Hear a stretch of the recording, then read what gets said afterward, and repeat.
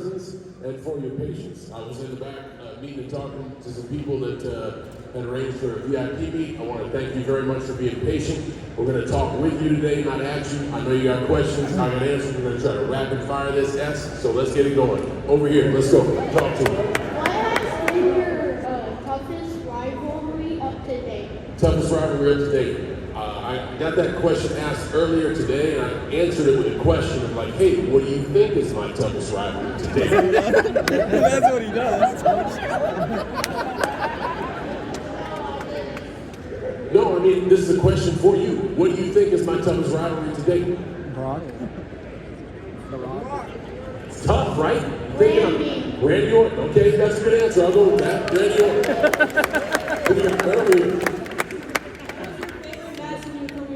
Okay, I got 7 months left to use this answer, and it's very genuine. His last match. My next one. Over here. I told you! Behind-the-scenes stories that you like sharing from like a movie or a TV show? Oh yeah, this crazy story about...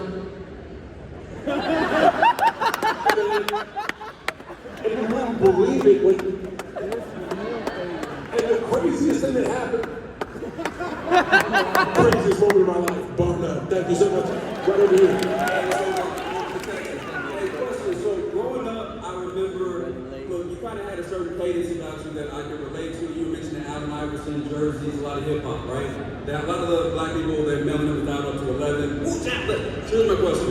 It seemed like I saw a clip where you mentioned that you like Rod Digger and cannabis and all this stuff, and you seem to talk like you've been through a lot of cookouts. So I want to know where you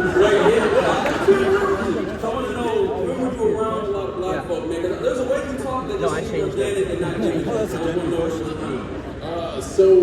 That's a weird question, but let's be real. No.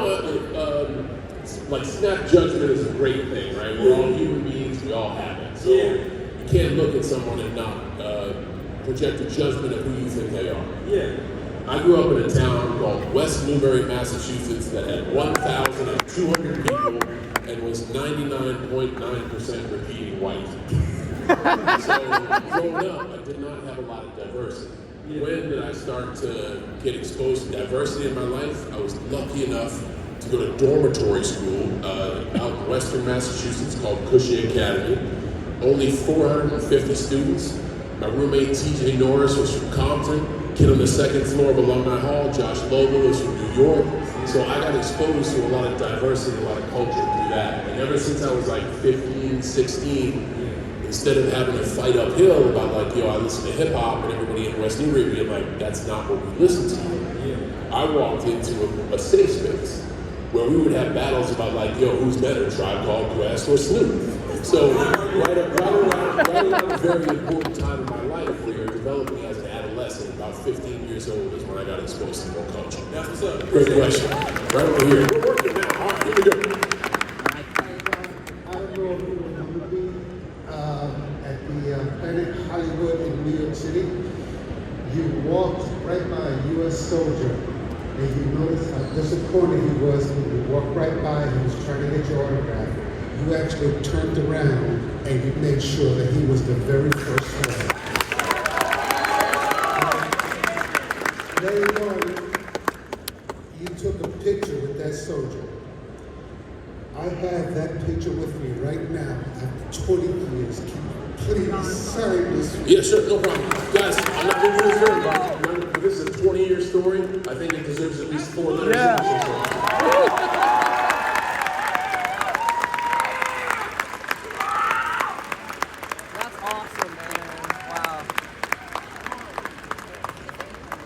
He is that guy, man. That's crazy. Wow, that's amazing. Yeah.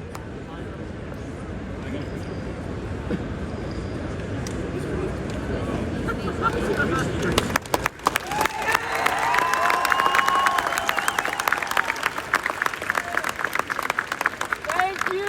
Man, I did joints like this, I did get-togethers like this, because we're all here for the same passion. This young lady just gave me a marker so I can put a button on a 20-year story for someone who served our country and protects our political rights. That's how this American people help people. I love that. Here we go. Hi, John. Congrats on the 17th. Man, I'm sorry for talking so fast. This guy's like trying to translate. I hope you do a good job. Go for it. Hi, John. Congrats on the 17th championship. My question is, how does someone get into wrestling, whether it's you're producing, writing, or even getting into the action in the ring? What advice would you give for that? So as far as the creative branch, you guys have seen my stuff. It's not creative. I wouldn't know how to do that. As far as the performing branch, I think it's far more well known now that everything runs through Orlando, Florida. Now there are tons of good schools around. I think Booker T has a school in Houston. I would definitely recommend going under Booker T. I know Seth Rollins, Cody Rhodes, there's great schools all over, but all roads lead to Orlando, Florida. And NXT does have open tryouts, and they partner with brands like Evolve to try to give independent wrestlers a chance to have exposure. Step one, start. Like find a place to perform. I always tell people stop putting a door in front of a window. If it's something you want to do it. Find a place to do it. I started in Southern California at flea markets and barbecues. So you never know where the road will take you. Just put rubber in the road, my friend. Be safe. Over here. Which of your Wrestlemania entrances is your favorite and why? Man, I like this last one because it was super plain. I started doing the funky WrestleMania entrances like nobody was. I remember my first WrestleMania main event for a world championship was against JBL. And he came out in a limousine and he dropped money with his face on it. And we rehearsed his entrance and I'm looking at this going like, this is fantastic. And I turned to him, I go, where's my entrance? Deadpan. He turns to me and goes, you're winning. That's enough. I really like the spectacle he made of the entrance. So I was like, man, if nobody's doing this special stuff, that's WrestleMania. That's an event that is a big ask for you as a fan. I wanted to make it special and unique. And now, tons of people do special, unique entrances. So this year I just wanted to flip it and go like as bare bones simple as I could. So I like this one. I gotta take that back. Sorry, gotta take that back. I had a chance to bring 50 kids from the Make-A-Wish Foundation on the stage for WrestleMania. There's nothing like the view out of a tunnel when you look at the stadium and it's just bananas. So the fact that I got to share that moment with some close friends that day, that was pretty big up too. Right over here. I'm cheating because this is technically a hybrid question. Have you ever felt extraordinarily low self-confidence in yourself, and what would you say to somebody who does feel extraordinarily low self-confidence or a negative image in themselves? Okay, I think I'll give you the hybrid. That's a great one. I'm a human being, of course. If we've all felt beat up, we've all felt low self-esteem, we've all felt those moments of weakness. I'm a human, we all go through that. The words of advice, just remember you're worthy of love. Like you are here, you made it, you got great qualities that brought you here today. Just try to lean into those and lean into the other around. You got it. How are we doing out there? We working all right? I know we're doing okay. All right, over here. What's your favorite match ever? Yeah, man. Come on, John. I want to give you like a legit answer about like this time I wrestled this guy and this was my favorite. I got a lot of those, but I'm still in the game. I'm still in the game, little homie. I'm not retired for the summer. So I'm looking forward to money in the bank. My next one is always my favorite. Yep. So I'm honored and I'm from here. Congratulations on You're from the convention center? Man, I know they got couches. I didn't see a bed anywhere, but cool, right on. Okay. So how do you feel? How do you feel on being like 17 times? Gosh. That's a great question because my answer is I don't know yet. I think years later you and I will be able to revisit this and I'll have a better answer. Right now I don't know. Thank you so much. Yep. Hey John Cena, thanks for making my son's birthday come true. You're epic. What makes you a beast? Well perspective, sir. Thank you very much. We got a referee in the house. Was that against the rules or am I good? It's all right. What's up, John Cena? Big time fan. I'm here representing as a ref. I'm a real ref. I'm a ref at NTW, it's North Texas Wrestling. Right on. I am trying to be a ref. So, but my question is for Peacemaker, actually. Sure. So, the end, I hope I'm not spoiling for anybody, but at the very end, when you come out, you see all the DC people. Yes. Did you pop any of them when you told Jason Momoa to go, freak? So, I can't really say these kids here, but So we're dancing around a lot of stuff here. Peacemaker is an adult show, and our audience is. Can I go ahead and say what you said? Hell no, you can't. That's why I asked. You know what I'm talking about. Yeah, of course. When I went to Aquaman, I said, don't coitus a fish. to get that point across. Honestly, it was like 4:30 in the morning. Oh, so, God. We only did it a few times, but it was funny every time. I saw everybody pop, so that's why I asked. No, man, so much. I appreciate it. Thanks for Be safe out there, too. All right, who else we got? As John Cena, the wrestler. Is that me or is that not me? I don't know. That's complicated. That's a complex question. Continue. In your opinion, what is the hardest part about being a professional wrestler? The fact that someday it has to go away.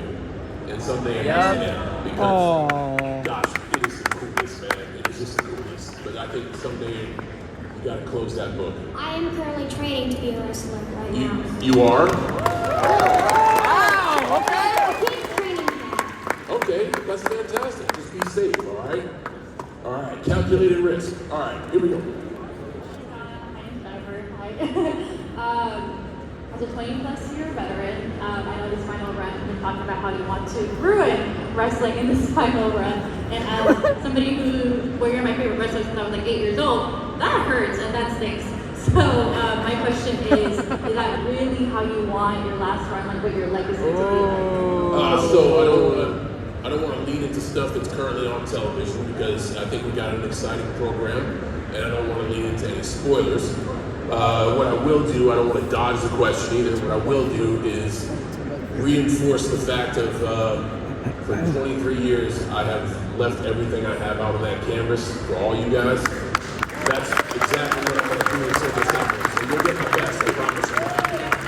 Over here. Hello, Mr. Cena. Yes. My question is, what title meant most to you to win? Your first one or your last one? Well, you can't have the last one without the first one, right? Right. So I'd say the first one. Right on. Okay. Here we go. Give it up for John Cena, everybody. This is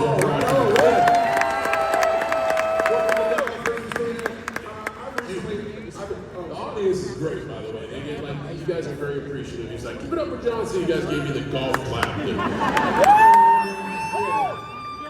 Let's go, Cena! Anyone go for it. Alright, so Mr. Cena, I have recently lost 80 pounds. Congrats. I'm a work in progress. Look at that. For a man that's as busy as you are with all the projects and traveling you do, how do you stay consistent with your fitness on the go and doing all that things? And if you have any other fitness advice, go ahead. Great question. Thanks, boss. First of all, we should always be a work in progress. I appreciate your journey. 80 pounds down, that's fantastic. You're healthier and better form. Man, just try to make the next right decision. If you're on the go and you can grab a food that's calorie dense, or you can grab a food that is less calorie dense, just try to make the next right choice. That's all. Thanks, boss. You got it. Over here. So do you think after you retire, do you think you'll still come back to say hi or something? Oh my goodness, of course.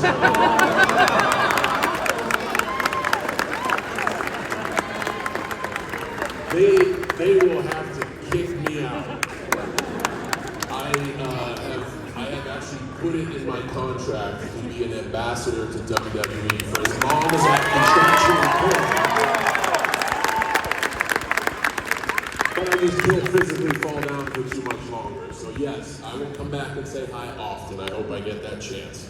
Right on, over here. Hey John, congrats on 17. I wanted to ask if there was a time in your career that you've ever thought of an idea of going to a different promotion. Not once, not ever, not once, not ever, never have, never will. I say this about my retirement because I don't like messing around with my word and the promises I spent to y'all. Once December comes, there's not a check that can change my mind. I'll be the first wrestler to actually really retire. I love sports entertainment. I do love wrestling, but I'm so proud and honored to be able to call myself a WWE lifer. So never once. Thanks, John. Hey, John. how did you create the spinner? How did I create? Yeah, the spinner belt. Oh, how did I? Championship. Man, I must have had a lot to drink that night. Honestly, so they took a chance on me doing it with the U.S. title, and it was something I did with a chain gang medallion. And I was like, man, if I wanted to put my spin on this, I should move the medallion to the medallion of the belt. And the U.S. Championship actually worked, like it was successful. I think they designed a great one. And then when we came out with the Spinner Championship, I know you guys dig it now, but boy, were you pissed off. Sorry about my language. Yeah, so one of them worked, one of them kind of did not. But that was cool, because it kind of brought me on this journey that we got. And now when I see them all, it's a pretty... Just like you. Ah, thanks, man. It's just good to see them now. I appreciate it. Over here. What's wrong? So when you look back on your career, what is one moment that you will cherish forever out of your whole entire WWE run? Doing the movie that I met my wife at. Nice. Absolutely, that's one moment I cherish forever. So WWE was kind enough to let me take some time off and film a movie called Playing with Fire, which is where I met my wife, and that is a moment I will cherish forever. Great question. Right over here. Hello, Mr. Cena. Recently, I was in an accident, and Never Give Up has kept me going through my rehab and so forth. Been really significant to me. What's a quote or saying that keeps you going, baby? Good question. I don't know if it's a saying. I don't know if I lean on a mantra or a saying.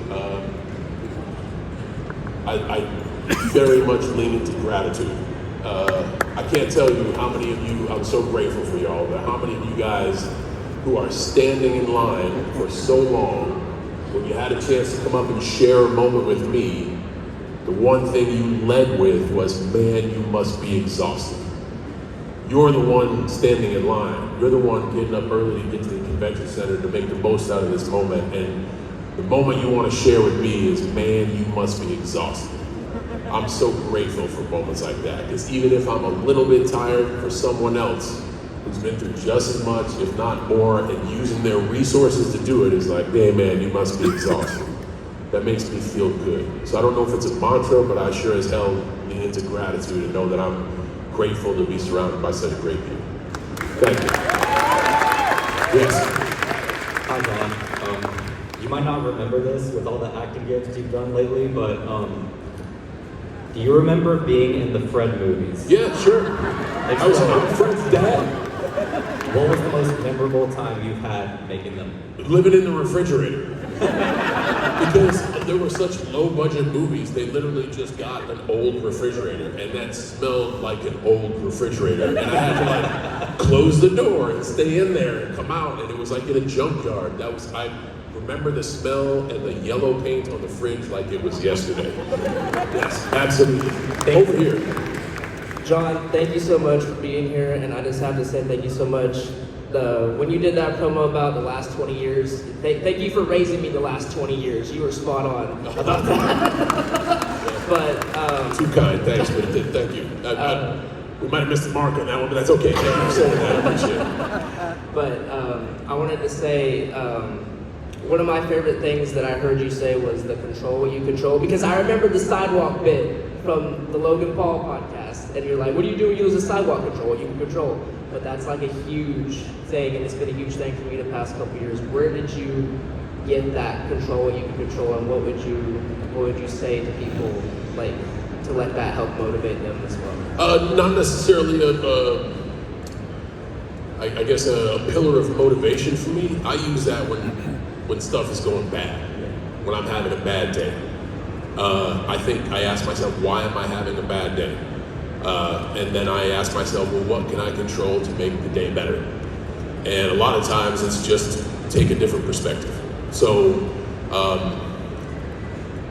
control the controllable really helps me out when I'm weak on patience, when my patience gets into the empty, because I can control my patience. I can have a little bit more empathy. I can take a breath. I can walk away from the situation. That for me is really a crutch. It really comes in handy when I'm thin on patience. Yeah, over here.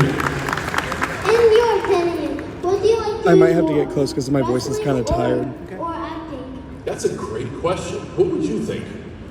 I think because in wrestling you get hurt. Ooh, wow. You know, acting, they hurt your feelings a lot too, though. I don't know if you've seen some of the stuff, I read the reviews, they will hurt your feelings. To be quite honest, and this is not a knock, I don't think this is going to lose me any movie jobs because I do give my all to every opportunity I have. Just like we're here today, I'm trying to answer all your questions. I love wrestling so much more. So much more. There's no denying the magic in an arena for a live WWE broadcast. I love wrestling so much more, and I'm fine saying that. But then, not to be in the movie business, I'll be accountable for saying that. But that's a great question. Who we got? Hi, John. One of my favorite actors of all time, Val Kilmer, said that when he was filming Batman Forever, Warren Buffett's kids came and wanted to meet him, and he was like, "Oh, I think they just wanted to meet Batman." So I was like, "Should I pose? Should I strut?" And I think you have an even more interesting equation because you are an actor named John Cena who plays a wrestler named John Cena. I know who I am.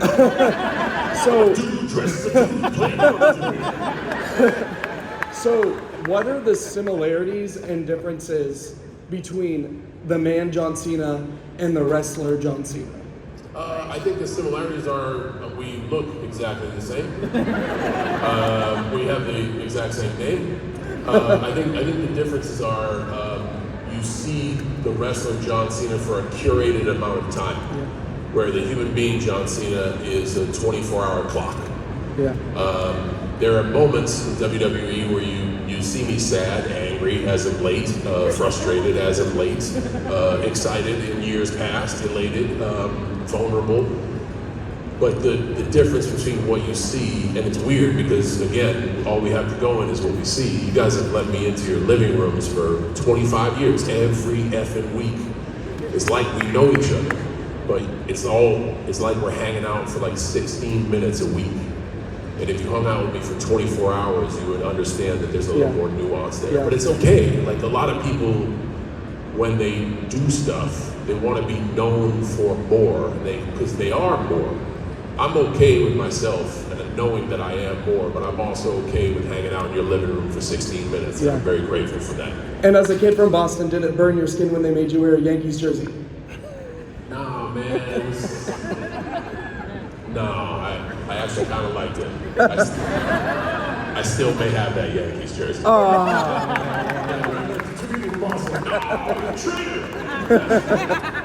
Go for it. Post wrestling, like, what do you have in the pipeline as far as movies and other projects? Excuse me. You know what? I don't know. And I don't. A plan will fall into place, even if it's go read books or play the piano or hang out with the missus. But I just want to enjoy the now. Thanks. I'm kind of. Thank you. You got a good answer out of it. Yeah, thank you. I think it would be interesting. That's perfect. But I really want to enjoy for every single time before I go out for Raw, SmackDown, or a premium live event. Triple H will come up to me and remind me, like, hey, enjoy this. And I don't need him to, but I appreciate the fact that he does, because it's just a good reminder to, like, stay present, because my view is going to change very soon. I won't be in the ring. I won't be in the ring. I'll be in the seats. And he just reminds me, and he's been down that road himself, of like, I have to hang it up. So, man, I just want to be in every moment now, and I'll figure out January when January comes. Right on. How are we doing on time? Are we good? I mean, you know, I'm watching this person though. I don't know how you guys are. You guys are? Yeah. I was going to say, are you nervous? Oh, yeah. And at the end, I was like, I'm wearing a Boston jersey, so I was like, keep going. John's the best. Yeah. I was wondering just your personal opinion if the Jake Paul versus Mike Tyson match was like real. Ooh.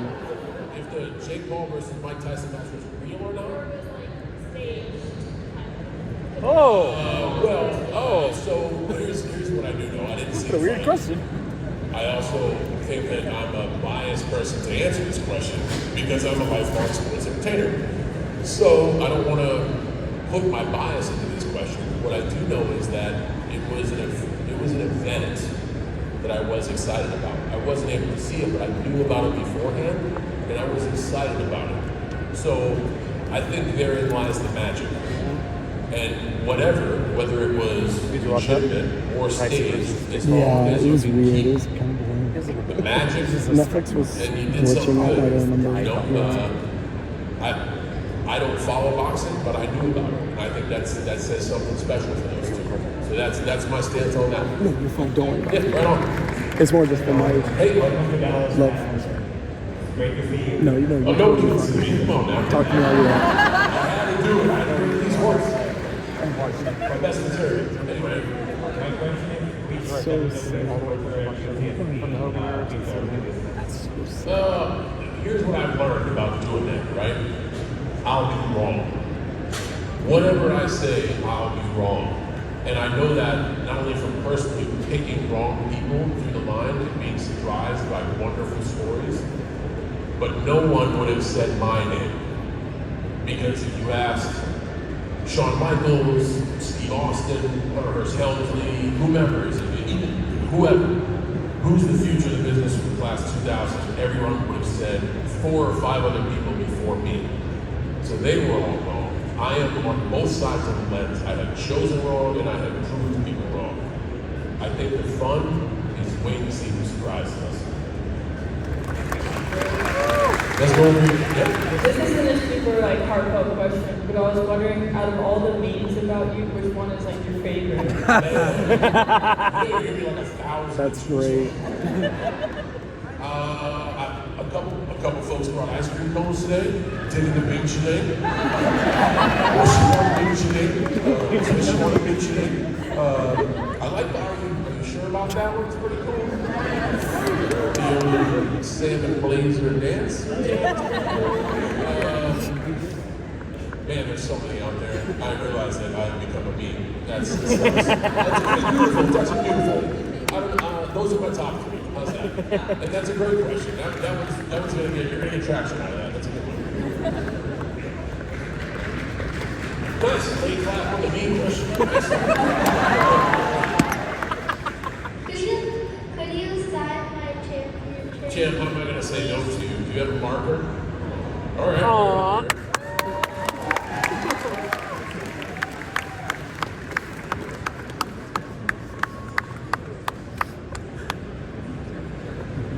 Always so nice to kids. He's the best. Doesn't want kids himself. Let's see. I like the courage.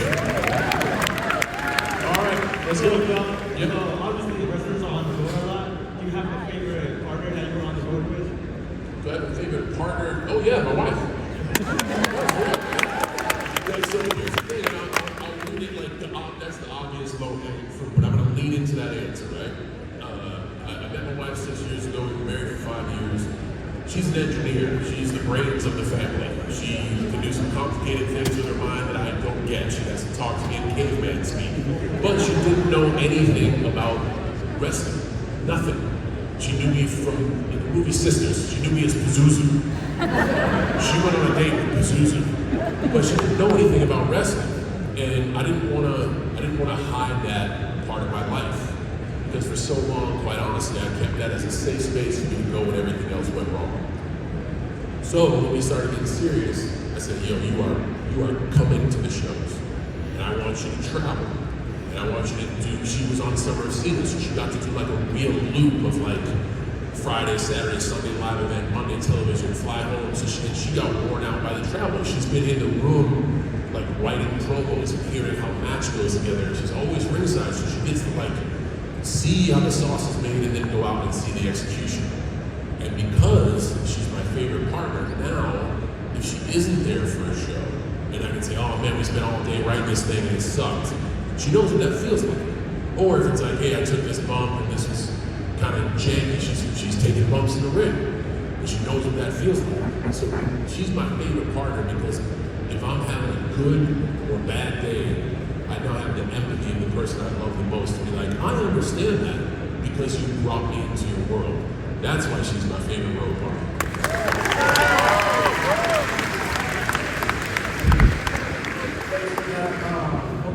For the autographs, today is my dad's birthday. Even though his favorite wrestlers were Macho Man and Triple H, you're my favorite. Yes. Please do a favor for me to wish my dad, Ezra, a happy birthday. Sure, 17 months fighting cancer. Right on. First of all, I want to hug that one.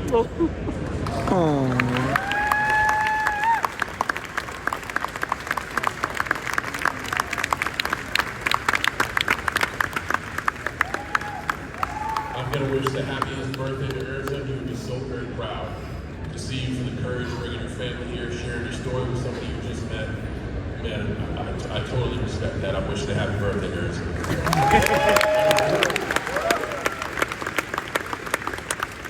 Hey, Joe. Nice to see you. I have a question, and if it's too hard, like, you don't have to answer. What is your favorite Star Wars movie? If it's too tough again, you don't have to answer. Tough room, dog. Tough room. Rogue One. Yikes. I don't think there's a right answer. I think I'm going to get bumped. It's Rogue One, but okay. Rogue One! Rogue One! I will say I have wonderful moments from Star Wars. One of my favorites, one of my most impactful Star Wars moments is actually from episode 1. That one I'm going to keep with me. I'm not going to let you know, but it's a very impactful one. What I love about the Star Wars movies is it truly is like Campbell's A Hero's Journey. It really did a great job with storytelling. Actually, because of that, I would like to say Empire Strikes Back. I think everyone in this room will probably have their opinion and give their answer of why.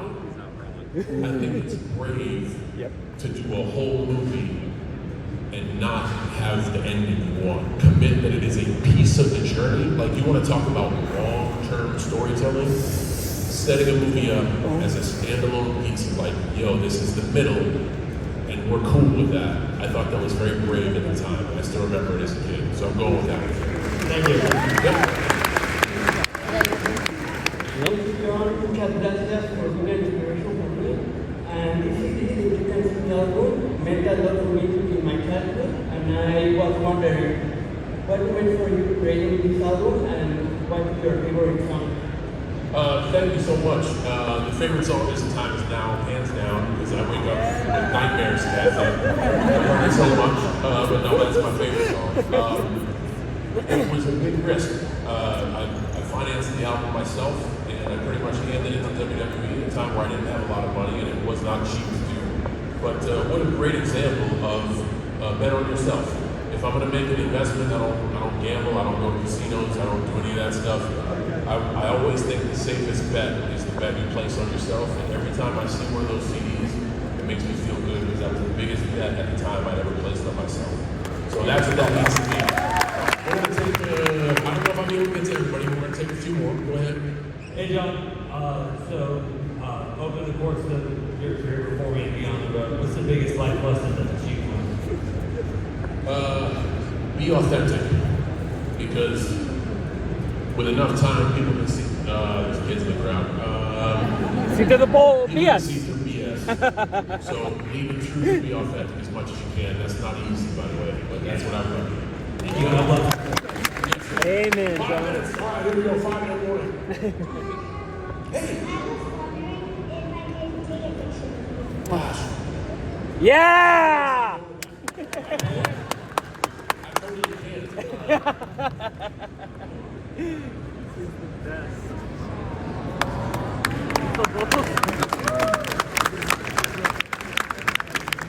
He's so good at taking pictures of little kids.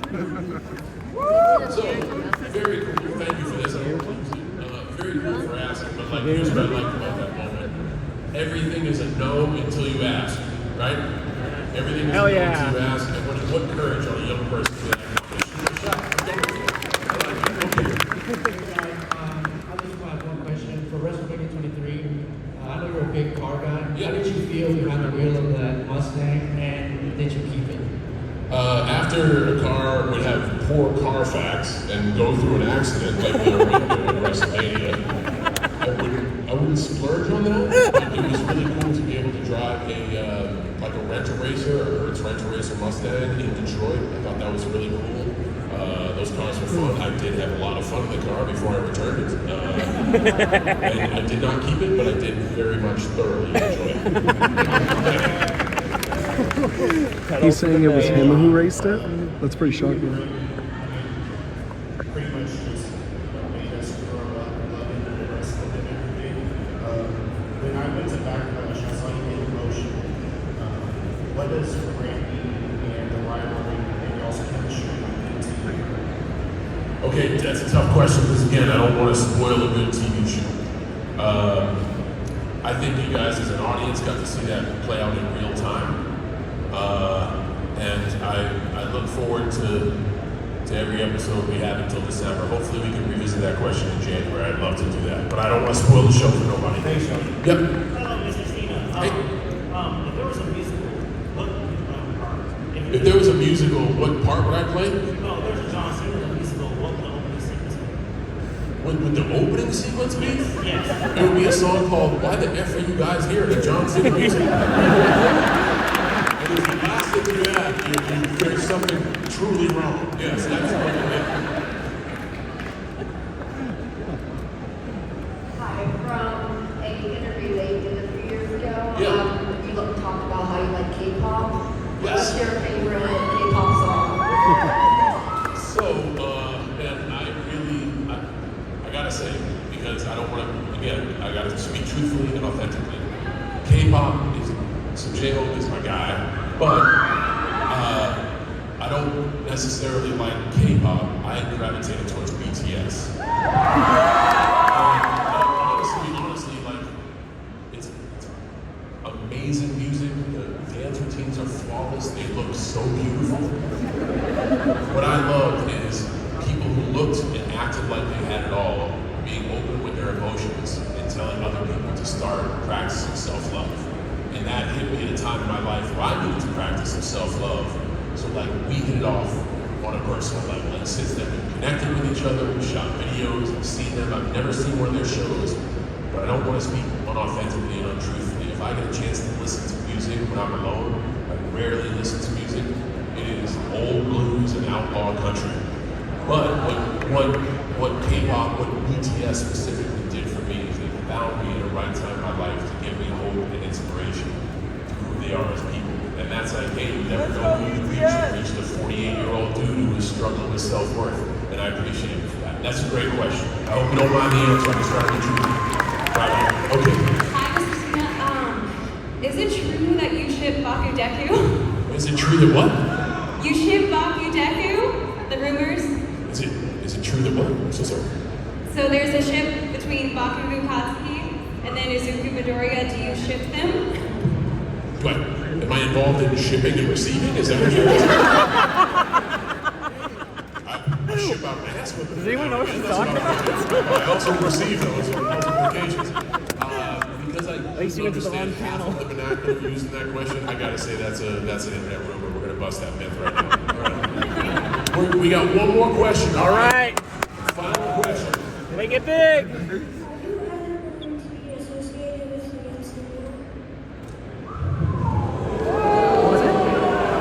Man, this kid knew he was last. You can't say anything. You sir, just became a man. So, I don't know who goes to these conventions, but if anybody in the MCU is in the room, I hope they heard that question and heard what I heard of like, man, we'd like to see John Cena as a Marvel superhero. Yeah, amen. Woo! Hell yeah. I know we all love a good rivalry, right? Here's what I know about comics and superheroes. They run parallel to sports entertainment fans. The fandom and the passion that I see in the superhero universe, whether it's DC or Marvel, reminds me of passionate WWE fans. Here is my vision, here is my hope for the future. Everybody plays nice in the same sandbox. I would love Iron Man to shake hands with Superman. Like, I would love to see all superheroes across all platforms be involved in a universe. So, if that happens and I get my wish as a member of DC, I would essentially walk into the MCU I don't write checks and make the parts. So right now, my answer's got to be no. But I hope there is a world where I see all these passionate people come for comics and superheroes. I hope we can have different debates because it will just give us more stories to tell and more creativity. And I know I'm going to get punched in the face by critics for saying this, but my long-term vision is we can tell stories with characters from both sides of the fence. Can we all take on and make some good